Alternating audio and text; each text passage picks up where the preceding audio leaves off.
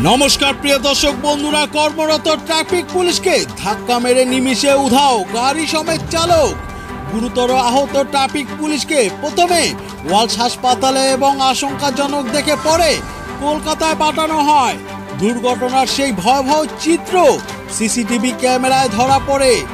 Police ও স্থানীয় সূত্রে জানা যায়, শ্রীরামপুরের পেয়ারাপুর দিল্লি রোডে আজ দুপুরে ডিউটি করছিলেন চন্দননগর পুলিশের ট্রাফিক বিভাগের আধিকারিক।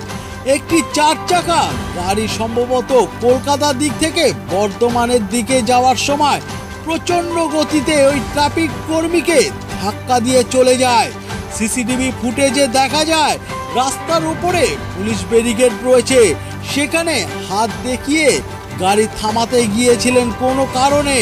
ওই সময় গাড়িটি না দাঁড়িয়ে বেপরোয়াভাবে সজোরে ধাক্কা মেরে চলে যায়।